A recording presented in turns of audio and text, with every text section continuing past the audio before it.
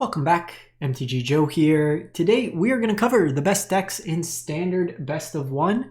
We are going to be doing this as the last installment before Aether Drift comes out. As a general programming note for the next week or so, I'm going to take a break from content. My day job, as many of you know, I mentioned before, is very busy with projects right now, so just taking that time, wrapping it up. It's a bit of that weird week between now and the new set, but I'll be back when the new set comes out with all the decks across all the different formats. We will hopefully get a jump start of new cards and speed over max speed to some new deck archetypes, hopefully in the format. But we're doing one last cut of the standard best of one meta. As always, we get the data from UntappedGG, companion tool that runs alongside Arena's client, aggregates user win rates, gives us a whole bunch of cool stats. Link for Untapped is in the video description. I will also paste all these deck lists. For folks who are practicing or trying to figure out decks for the upcoming historic qualifier weekend as well, I put out a couple videos, full gameplay of me testing decks. So some ideas to kind of consider as we go up. But Sorin combo is very strong and historic. I think there's a way to break it, just trying out different shells in that case. But let's jump in. So new season reset, we're in February, so Platinum and Mythic Rank. For the metagame distribution, Mono Red makes sense, most popular. When new season comes out, you usually see an uptick in Mono Red. And then what I've actually noticed this week, there's a few more kind of control style archetypes that are controller combo that are trying to beat the mono deck. So you do still have like your mono black mid-range style strategies, a lot of removal, disruption. Some are on demons, some aren't. Boros Auras, similar kind of archetype, we'll cover that. But basically make a really big creature, smack your opponent to death. Esper Self-Bounce, tempo-oriented deck at about 8%, so those are your four highs. Then we have a bit of a drop-off. The Selesnya Rabbits at about 5, Mono Black Discard at 4, Mono White Life Gain at like 3.8, and then Rakdos Aggro, which is basically the Mono Red deck with the fling cards. But kind of looking at the trends, we do see a little bit of an uptick in terms of Esper Self-Bounce, and then it does kind of taper off. But pretty consistent in terms of where the decks are at. Rabbits kind of hanging around there as well. So for today, we're going to look at 340,000 games played between the end of January and the beginning of February. So a little bit of a mix. You're going to get a little noise. So I've kind of pre-filtered out some of the decks that are probably still like platinum from last month as we kind of do the turnover of the new season. Mono Black, mid-range, highest win rate deck right now, 67%. So you have your Demon package, the Unstoppable Slasher Bloodletter combo, Archfiend of Dross, and then just a whole bunch of removal. Cut down, Anoint with Affliction, go for the throat, nowhere to run, Shieldred's Edict, just try to kill everything from your opponent's side. The Duress, so this will allow you to kind of break, say, Monstrous Rage, protection spells against the combo decks, gives you another way to attack their hand that way there. In the mana base, Soulstone Sanctuary, love it, plays really nicely with the Unholy Annex. I think Rogue's Passage is a little win more. It's basically being played for Unstoppable Slasher to give it unblockable. But I think more often than not, just having a second Soulstone Sanctuary would be better in the deck. Just gives you a little bit more consistency in terms of the creatures. Most of the time, they're either going to have to trade or kind of be at disadvantage. Use multiple spells, exile kind of thing to deal with the Slasher anyways. But mid-range, Mono Black at its finest. Mono Red Aggro, 64%. So they did have a switch this week. They got rid of the Witchstalker Frenzies, instead just playing more linear in terms of turn inside out. So this plays nicely when your opponents are bringing nothing but removal. Turns inside out could be a pump effect, but also allows you to manifest. So if the creature dies, it kind of replaces itself and then potentially flips it up. But your core of Mono Red, you have Screaming Nemesis, the Mouse package for an aggressive start, Hired Claw, Monastery Swift Spear, and then pump effects, some burn effects mixed in. Rockface Village gives your creatures haste for the most part, everything other than the Screaming Nemesis and Monastery Swift Spear, which already have haste, so you kind of get around it in that respect. Esper Self-Bounce, 62%. So this deck here, mana base can be a little painful at times, so depending on how it comes up against aggressive decks, but very tempo-oriented. This deck can kind of just grind your opponent out. Hopeless Nightmare, acting as both a win condition and stripping your opponent's hand. You can bounce back cards to your hand with like Nurturing Pixie, Fear of Isolation, This Town Ain't Big Enough. So replaying things like Storm Chaser's Talent. The Spiteful Hex Mage gives you kind of 2 permanents that can be bounced, so you can get some value. The Eerie makes your creatures fairly big with the Optimistic Scavenger, Sheltered by Ghost as removal and lifelink, nowhere to run, just repeatable bounce removal that gets around any sort of protections. Kaido, another way to bounce some of your creatures, just really on curve, a very difficult threat to deal with. And then just the combination of this town ain't big enough and Storm Chaser's talent. Basically bounce the Storm Chasers, replay it with Storm Chasers, go to level 2, rebuy town, and then just get that effect, tempo out your opponent to no end. We then go to Mono Black Skeletons, 62%. So we got a bunch of skeleton synergies. Adaptive Automaton is a lord for your skeletons. It's a construct, but a skeleton when it comes into play. You have Corpse of the Lost, which gives your skeletons haste, and then gives them a bonus. And then if you descended, so a permanent's put into your graveyard for the turn, you can bring it back to hand and lose some life to recast it. Cult Conscript is a skeleton that could come back. Same with Forsaken Miner, plays nicely. You have some Tiny Bones in here as a way to just kind of push through some damage. You can play stuff with your opponents, trades up a lot of times with the Death Touch, and kind of forces removal out of your opponent. Interesting to see Disfigure in here over Cut Down. Pros and cons, Disfigure can always kind of shrink. Cut Down could be phased out, but this has a limited amount in terms of how much more it can scale out. So interesting to kind of see that in here. Hopeless Nightmare, discard, so add it in, go for the Throatus removal. Case can be a tutor effect and provides more skeletons. And then the Ashnod's Harvester, when it attacks, you exile a card from the graveyard, so graveyard hate. Reasonable body on its own, like it trades down a lot, but could come back with Unearth. It's stuff that can be tossed in the graveyard if needed, and it's a way you can just basically discard. Or actually, this one doesn't care about the discard. Never mind. So it's just like kind of graveyard hate on a creature. I was thinking the red Unearth one where he draws discards, and then you can discard these kind of for free value. Conduit Pylons is an interesting one. You are stretching your mana base a little bit, having 5 colorless lines with a lot of black sources, but this is a way to put cards into your graveyard through Surveil.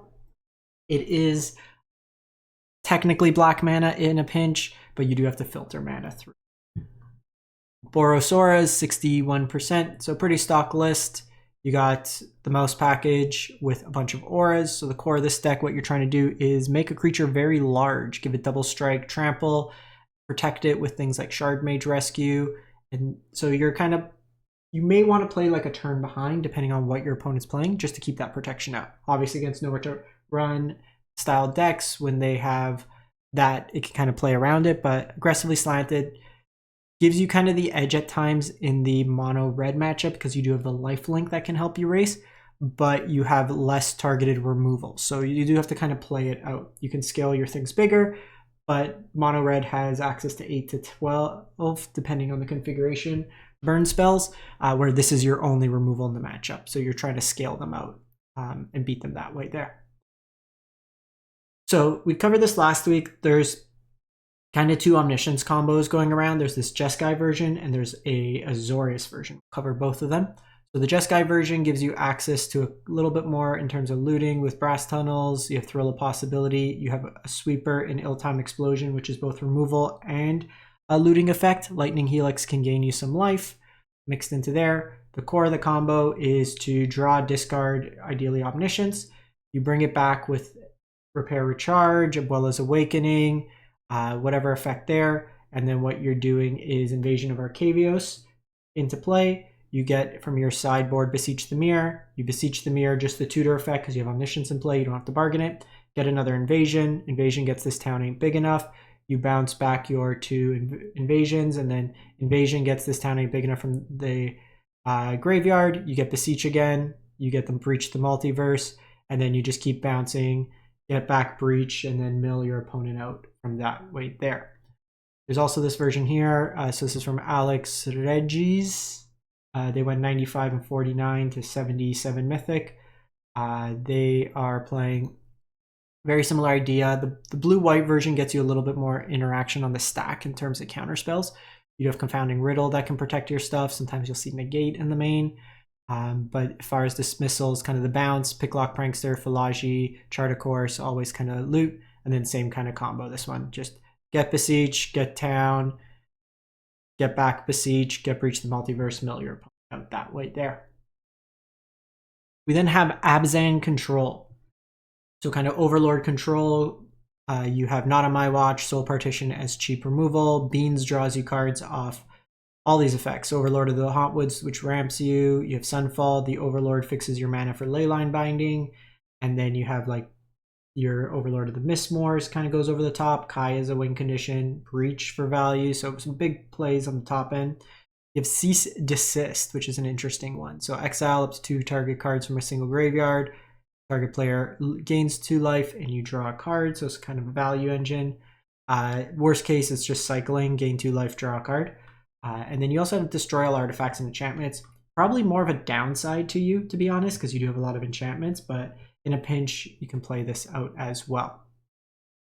We go to Gruul Aggro, 59%. So similar concept to the mono red deck. You have your mouse package in here. You have Paw Patch Recruit, plays really nicely, can offspring from multiple bodies. If your opponent targets it, you get to put counters around. Monstrous Rage, Torch Towers, removal with Burst Lightning. Innkeeper's Talent is a way to recurrently trigger Valiant, makes your creatures very big, especially nice with the trample effects. Inti is a new card in here. You don't see Inti played too often in this shell. This is a way to kind of draw discard for some advantage, put counters on things, and then give trample, questing Druid for card advantage, Witch Stalker, and then Screaming Nemesis. You'll also notice some Soulstone Sanctuaries in here. Well, this happens to be a mouse, which plays nicely with the mouse package, which you'll see it in the deck there. We then have 4-color Domain, so pretty stock list, properly, I think, situated. So you have Elspeth Smite. Some of these lists kind of forego on these early plays for best of 1 and kind of just port over best of 3 decks. Get Lost is more cheap removal. The Zur Overlord package, very strong. Curving Overlord of the Hauntwoods on 3 into Zur on 4. Animate in attack in. Gains you life, ramps you. Split a Day of Judgment and Sunfall, just giving you more interaction on turn 4 if needed to have a sweeper accessible. You've heard Migration for life gain, your Overlords, a single copy of Atraxa. Then you have Analyze the Pollen, which early game helps you hit land drops, and then late game could help you find Zur or whatever top end threat you want. Then go to Selesnya Rabbits. So creature, aggro, synergy, tribal, whatever you want to call it. So you have kind of go wide, go tall. So when you go wide, Paw Patch, like we mentioned, makes you multiple bodies, put counters. You have Sanguine Evangelist makes tokens, Hop to It makes tokens, Warren War Leader can make tokens. Going wide rewards you for Knight Errant Evios to give you card advantage. And then you have like Lords with Valley Quest Caller. You also have the bonus of Phineas that can put counters on things, draw you cards. And then going the tall route, Burrow Guard Mentor gets bigger based on the number of creatures in play. Similar with Valley Might Caller, whenever you have a rabbit come into play, it gets a counter on it as well. We then go to 5-color Reanimator, really Rakdos Reanimator, Rakdos Cruel Claw. So a couple lines here. So with Infamous Cruel Claw, whenever it deals combat damage to a player, you exile cards from the top of your library until you exile a non-land. You may cast that card by discarding a card rather than paying its mana cost. So it's a way you could cheat into play Valgoth, Atali, Atraxa. But then you also have both the Zombify route as well as Rakdos joins up. Overlord of the Baelmerk mills you, Fear of Missing Out loots you, Bitter Triumph loots you, then just Sheoldred. So kind of Rakdos good stuff that you could cheat into play very strong top end threats. And then lastly, so this one is from Xenostar. They got in at 58 Mythic with blue-white control. So this one's an interesting one. A lot of answers. So 3 steps ahead is counters.